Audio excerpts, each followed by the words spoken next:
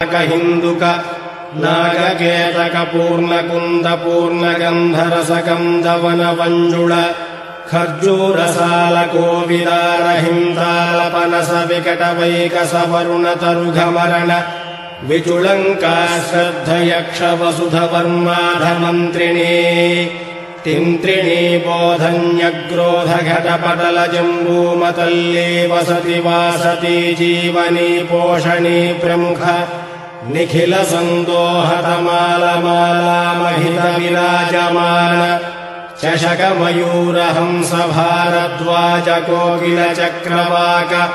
कपोत गरुड नारायण नानाविध पक्षि जाति समूह ब्रह्म क्षत्रिय वैश्य शूद्र नाना जात्युद्भव देवता निर्माण माणिक्य वज्र वैढूर्य गोमेधिक पुष्यराग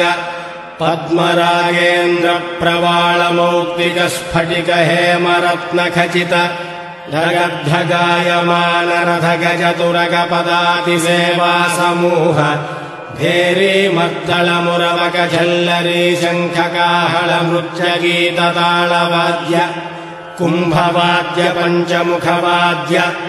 अहमी मार्गन्नटी वाद्य विटिकुंतलवाद्य सुरटी चौंडो वाद्य तिमिलक वितालवाद्य तक्कराग्रवाद्य घंटाताडन ब्रह्मताल समताल कोट्टरी ताल ढक्करी ताल यक्काल धारावाद्य पटह कांस्यवाद्य भरतनाट्यालंकार किन्नर किं पुरुष रुद्र वीणा मुख वीणा वायुवीणा तुम्बुरुवीणा गांधर्व वीणा नारद वीणा स्वरमण्डल रावण हस्त वीणास्तक्रियालङ्कृतानेकविधवाद्य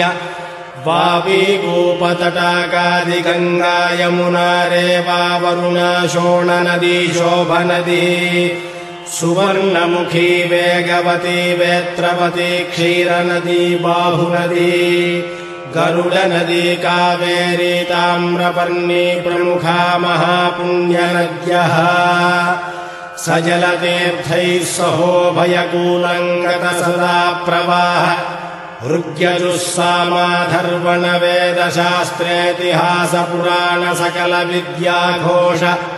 भानुकोटि प्रकाश चन्द्रकोटि समान नित्य कल्याण परम्परोत्तरोत्तराभिवृद्धिर्भूयादिति भवन्तो महान्तो नुगृह्णन्तु ब्रह्मण्यो राजा धार्मिकोऽस्तु देशोऽयं निरुपद्रवोऽस्तु सर्वे साधुजनाः सुखिनो विलसन्तु